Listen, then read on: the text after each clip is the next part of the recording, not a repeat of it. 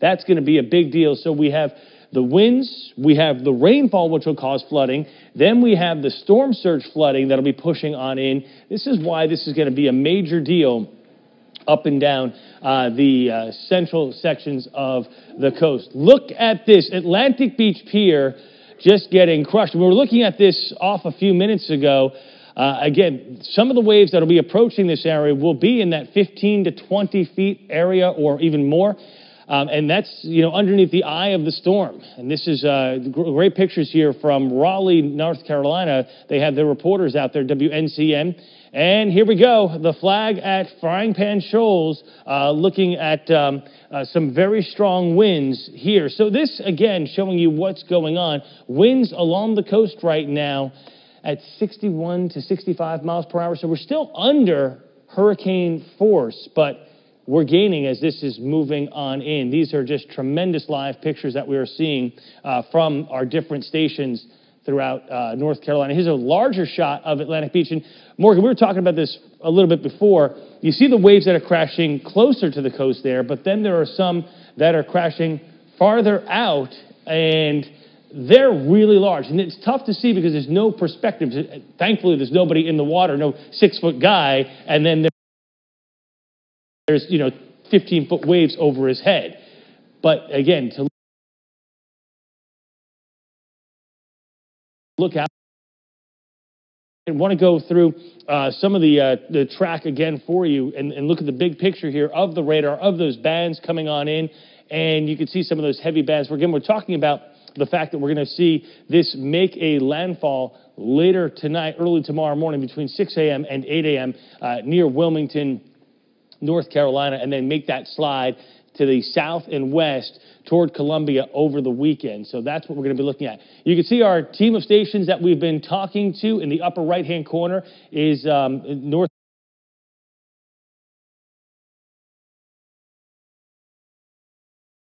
Carolina, WBTW out of Myrtle Beach. Look at that shot there as the water comes in between the houses. That's North Topsail Beach. And we had a reporter there a little while ago talking about how the dunes had been breached, at least some of the smaller dunes, from the waves, creating the flooding along the roads here. And again, when we're talking about waves that are in that 29 to maybe 35-foot area, I'll bring that graphic up for you.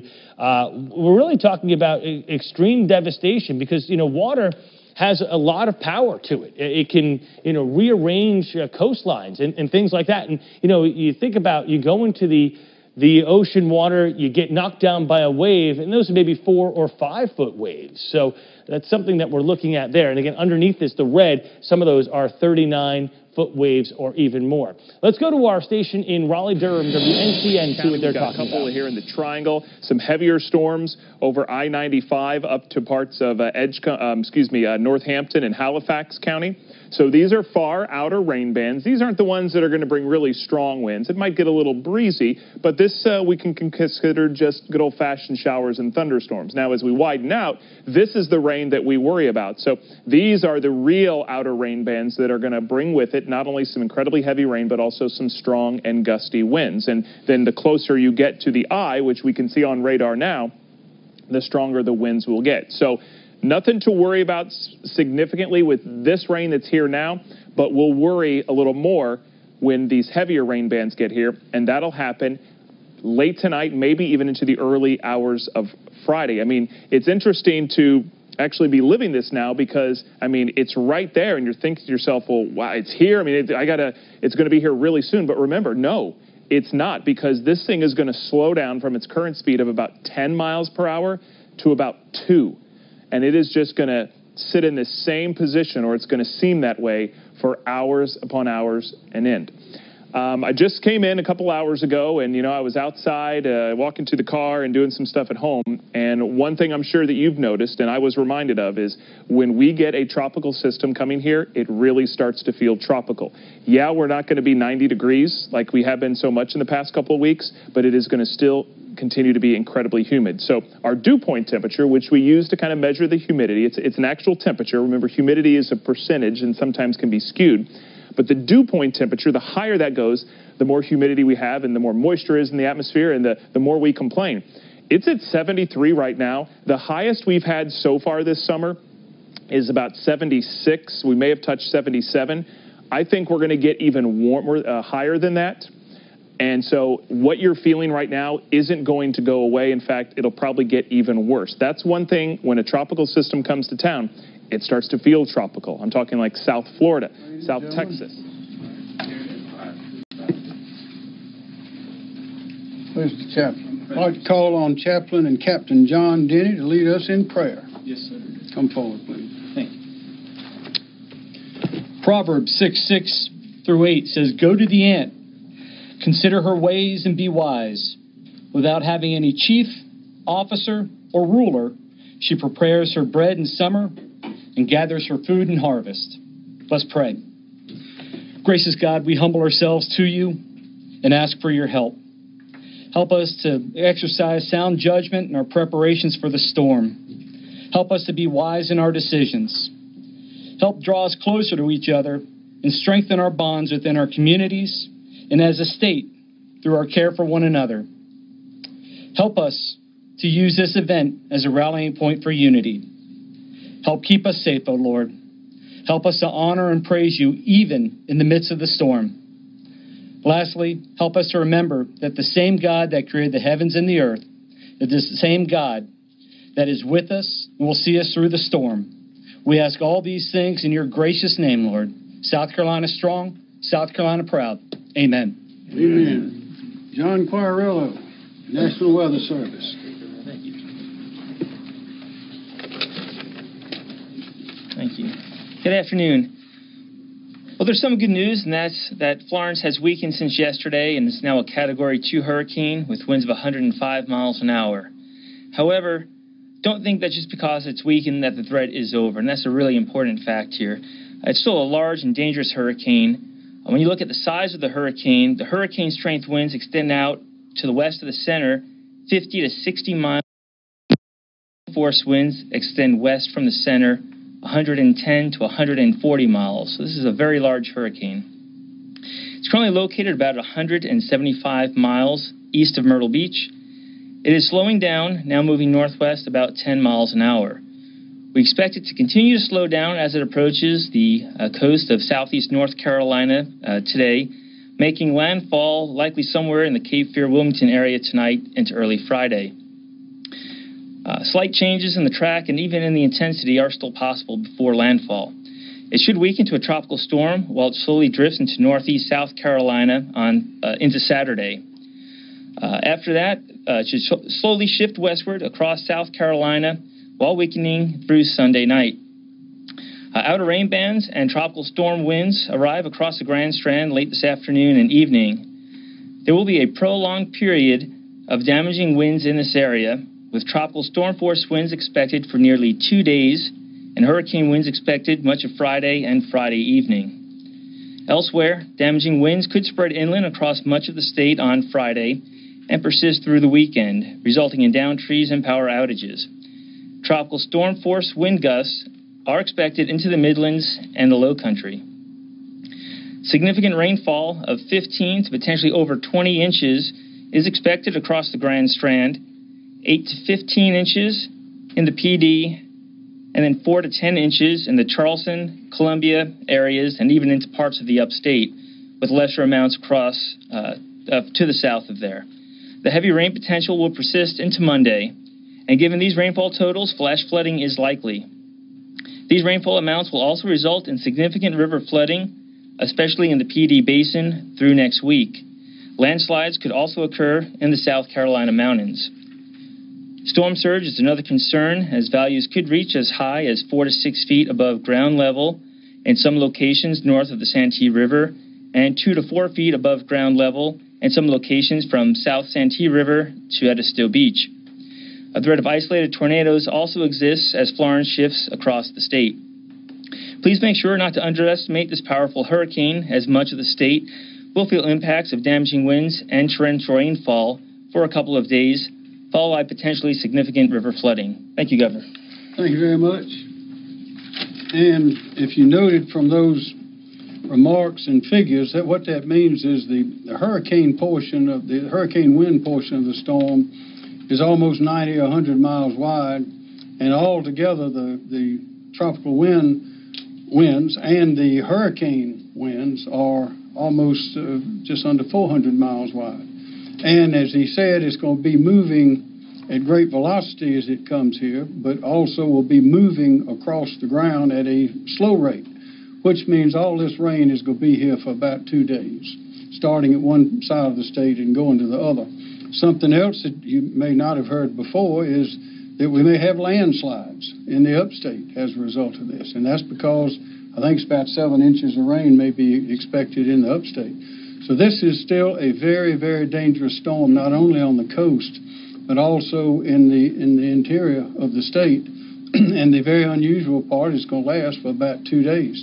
So that means that we're going to have to be patient, because as we leave our homes, and we've now had over 421 people that we've counted, 421,000 that have actually evacuated, and we expect more, but there will be still people will be on the roads. But we would say when it comes time for those winds to get to Myrtle Beach, that'll be the first place they'll arrive, will be sometime this evening.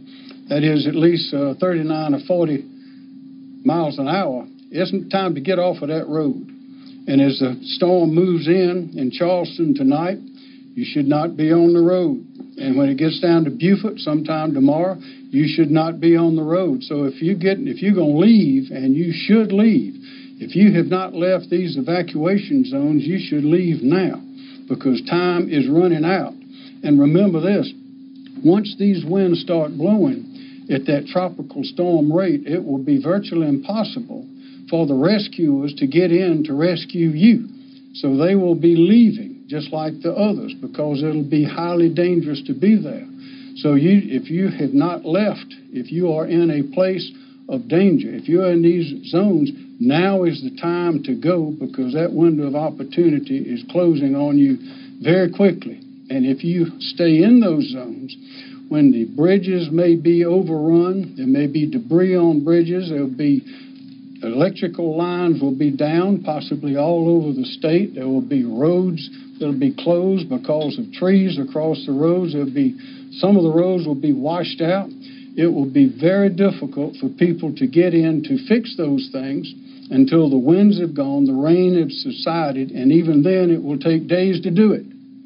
And the first responders will be the first ones to go in. They'll have to be cutting trees and trying to put up the power lines. So for those people, whether you are in those areas or you are outside of those areas, you should plan to be patient, because you may not be leaving wherever you are for several days. It may take a week. It may take 2 or 3 days. We don't know. But we know that things will not be normal for many days. Highway 501 is now going in both directions as of noon today. I-26 will be going in both directions as of 6 o'clock p.m. today. Of course, we don't expect many people to be going into the area except first responders and those who are still setting up. As I mentioned, power will be out for a long time. Think about what you need for power. If you have a cell phone, it's not going to last the length of time that it's going to take to get through this storm without being repowered. So you need to have an extra battery or some place to go that has plenty of power. I mentioned the trees are going to be down on the roads. The power lines are going to be down on the roads. Don't drive your car. The power lines are going to be down on the roads. Don't drive your car into standing water on the road. There may be no road underneath that standing water. This is enormously dangerous. And also we may have flash floods. So if you see a barricade, do not go around the barricade. And again, don't try to take your well-known shortcut that usually works. Follow the signs, follow the evacuation signs. And again, it's getting late to evacuate. So if you are in one of these areas, you need to go on and get out now. Again, the power line crews, the law officers, and others will be the first to go back in.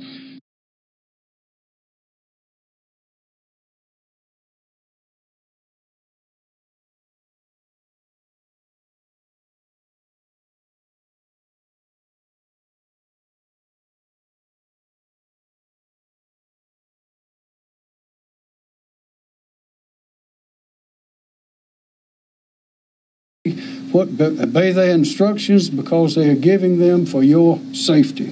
And finally, I'll say this: we are well aware of the tendency of some people to want to get in early and loot. There are thieves all over the place, and you can be assured that South Carolina law enforcement authorities in all of its different aspects will be on high alert for such. We want to keep our people safe, keep their property secure. General Livingston. Thank you, Governor. Governor and people of South Carolina, Team South Carolina, from the state perspective, we are set. We maybe have a few minor adjustments, but we're set, ready for this storm. We need the rest of Team South Carolina, the citizens of South Carolina, to be set. The governor has made some very cautious decisions to make sure that we don't gamble with people's lives, and we don't want you to gamble with your life. We're continuing to coordinate with our neighbors to the north.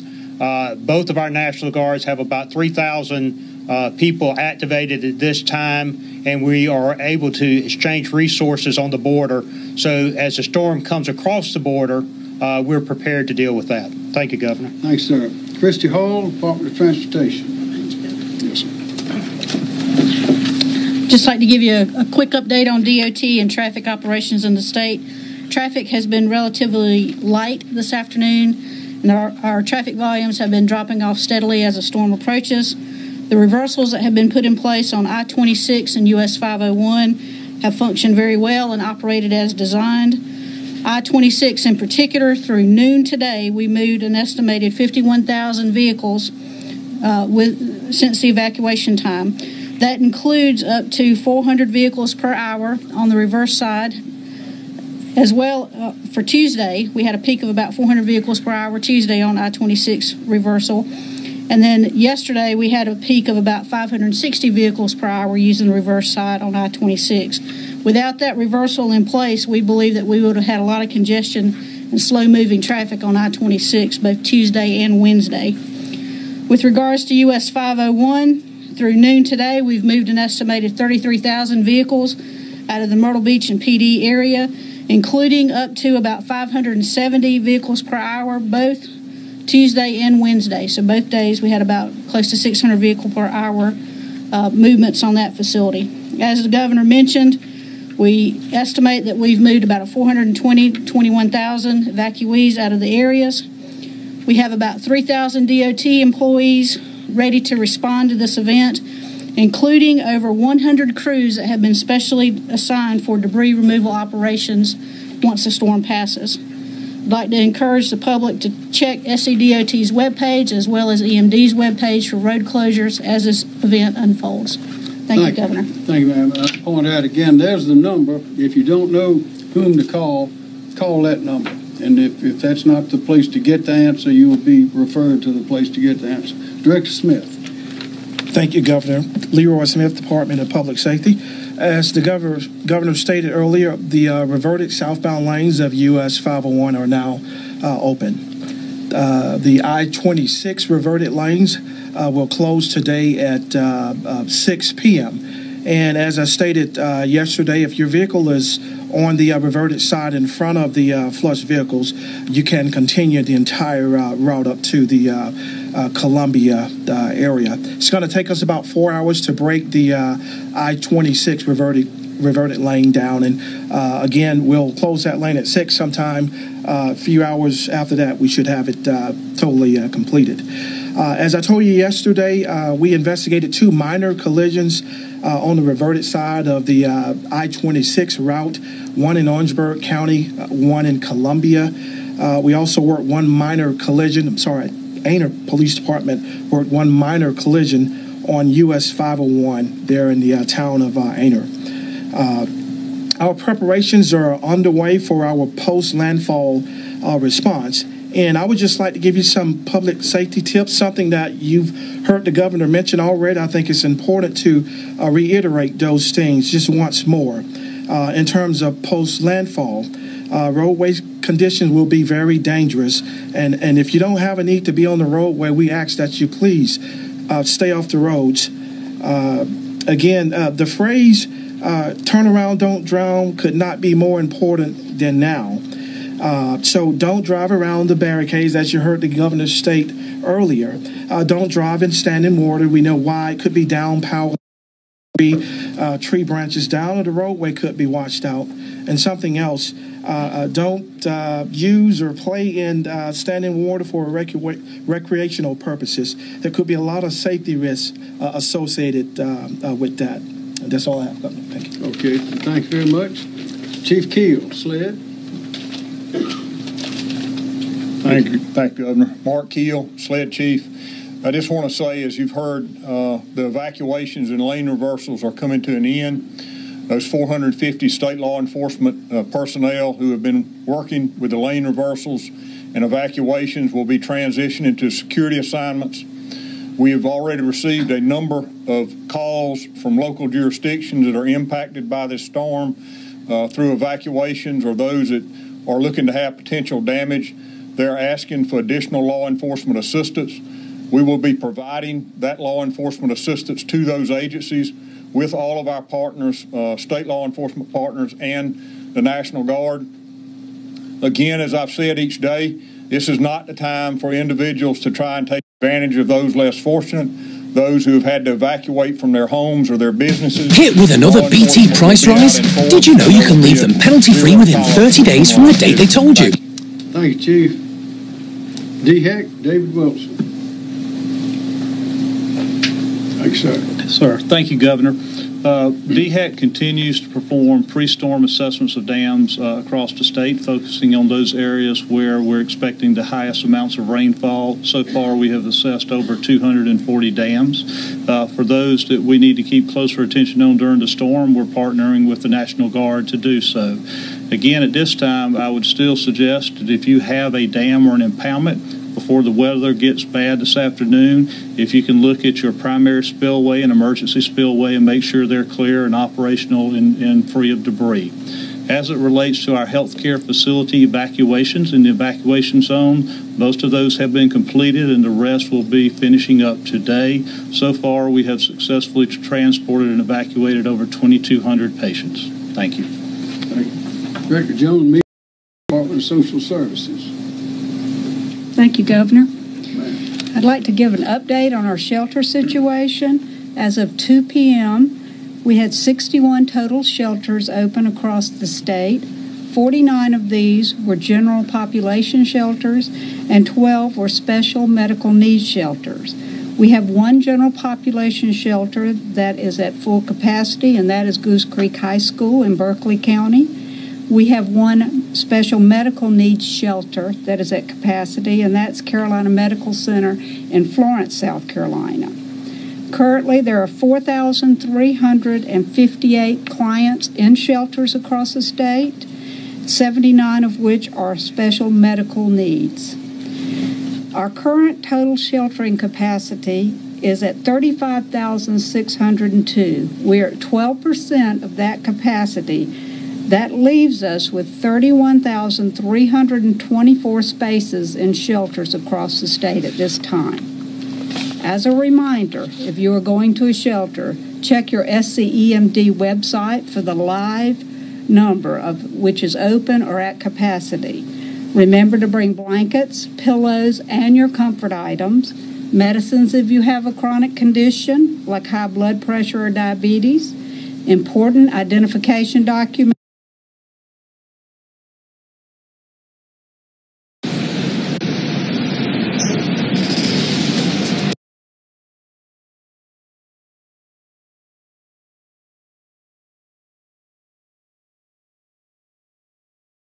Also picking up, you can see those outer bands right now. Last look at the Doppler radar. Thanks so much for joining us here, Fox 10 Extra. We're continuing to stream on YouTube.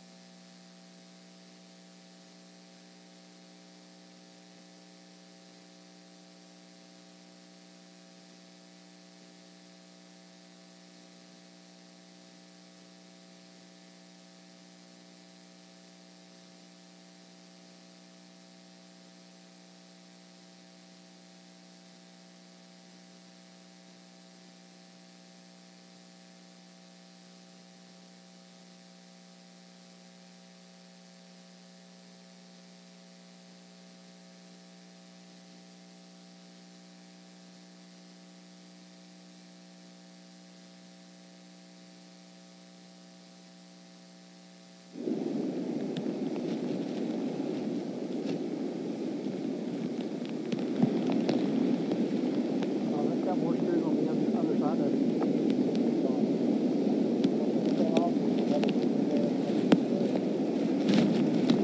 is that what it is? I thought it was, I was just going to slide it off this way. No, we got screws on the inside of that plate cover. Okay, so try to screw this off as well. I would take that one off.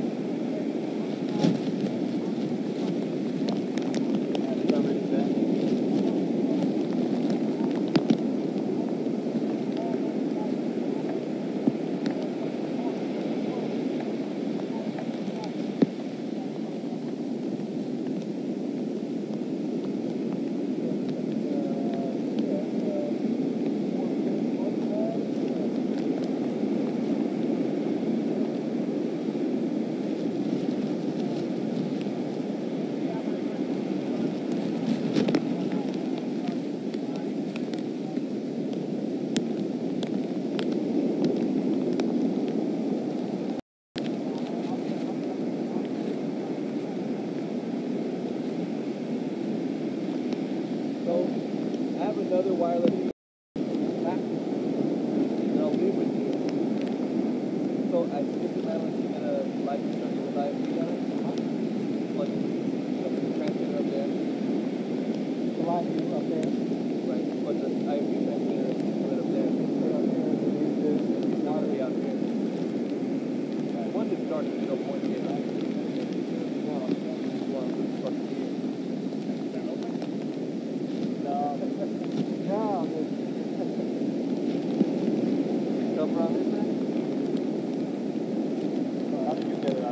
How many cells are you on in your live deal?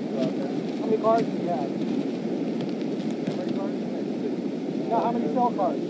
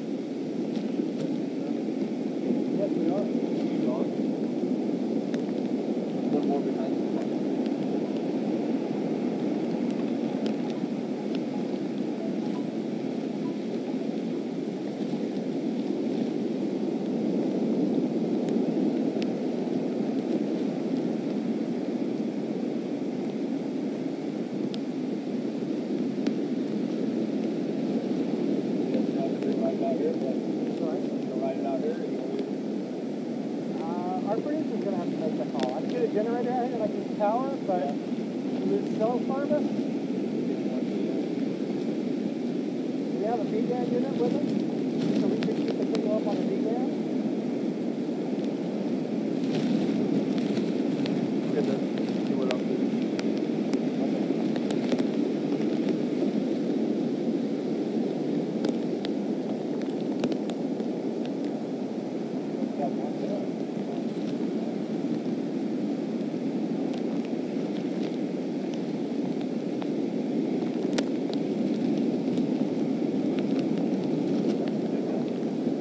Entire thing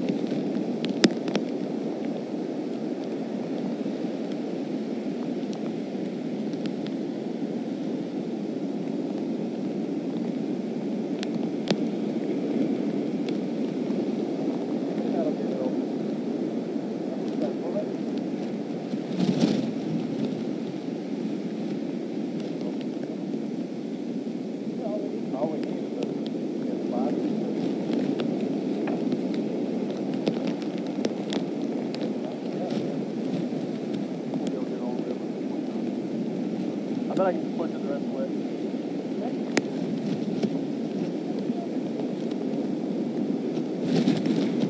That's good enough.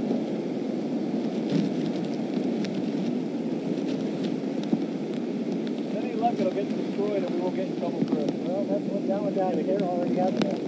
Oh. Oh. Take water family.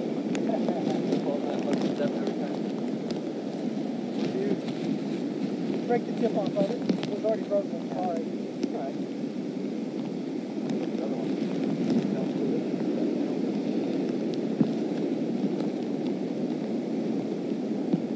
How many of those screws are put them back in there so they don't come off?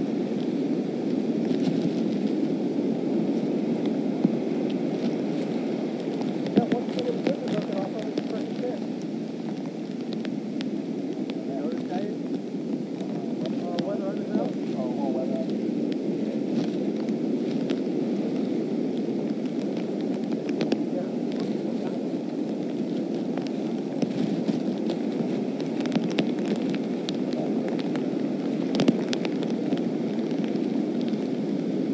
Oh, not easier like this.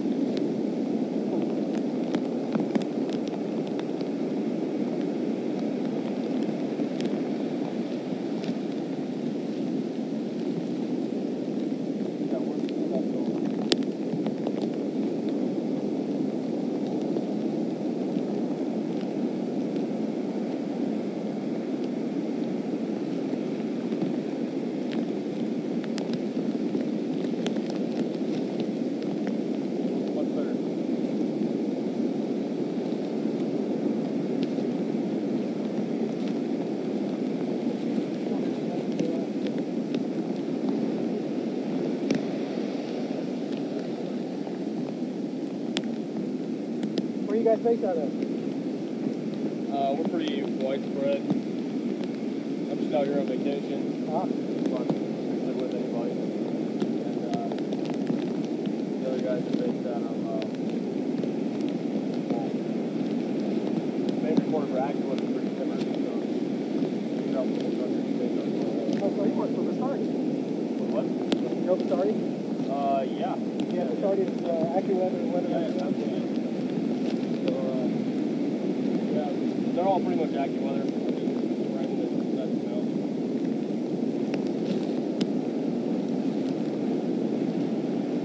Yeah. It'll be my first hurricane, so. Yeah, partners, Jeff did this with me. My daughter's boyfriend wanted to see what a hurricane was. A little disappointed. Dropped down to 2. Yeah. Well, they're saying that surface will be alright, though. Look at that deep here, I think. It just hasn't gotten to us yet. Oh, yeah. Very beginning. So what are they saying, sometime tonight? Yeah. It's supposed to slow down a lot, though. Let's say.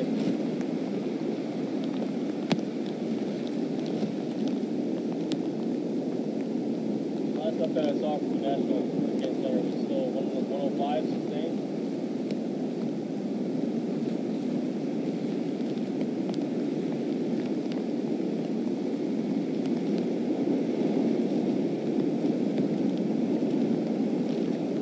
I'd be perfectly happy staying out here, but I don't know what my producer and...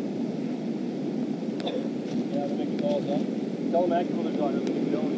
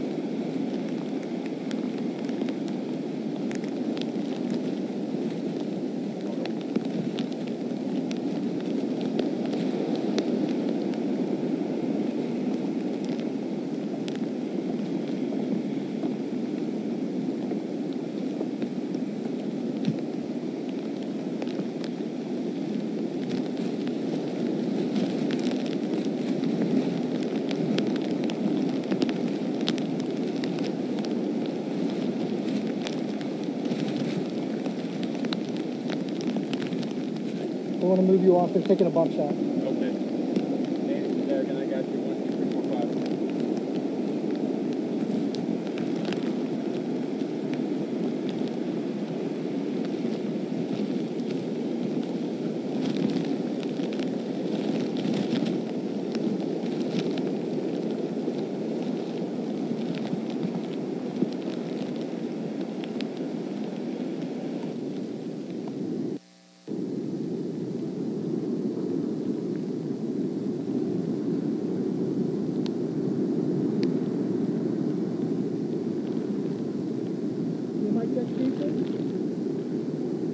What's that? 1, 2, 3, 4, 5, 6, 7, 8, 9, 10. 1, 2, 3, 4, 5, 6, 7.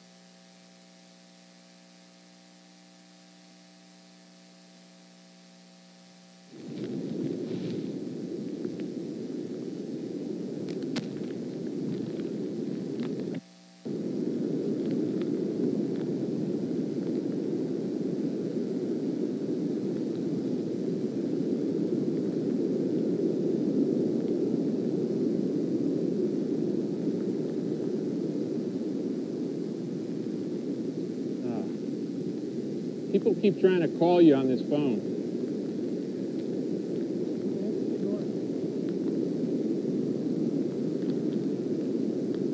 Sometimes I can't tell if I've lost connection or if it's a call.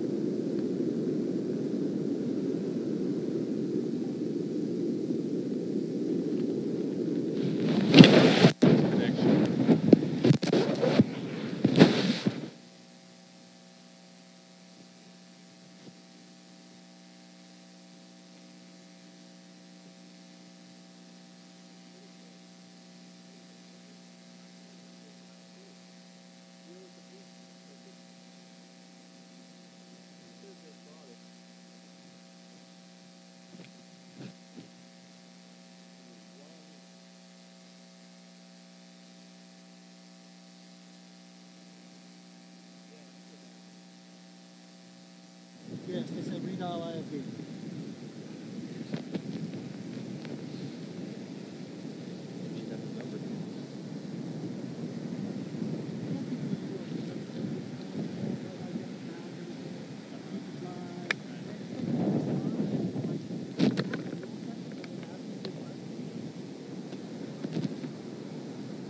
Where's that phone?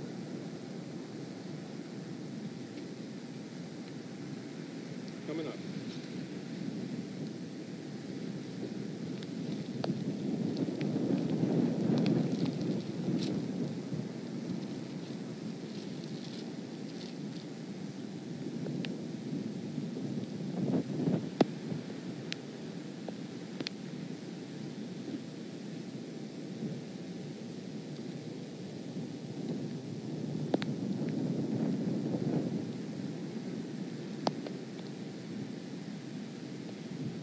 Hey guys, IFB for Steve Harrigan, 245, please. Thank you.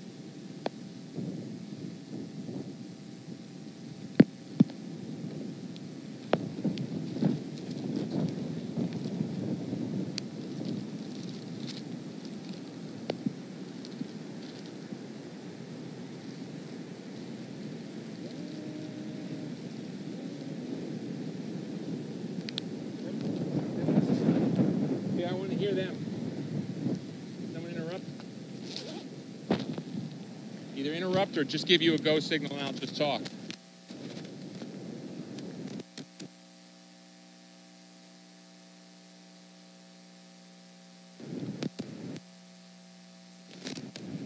Nothing. Hey, we dialed the number. Let me try and redial it.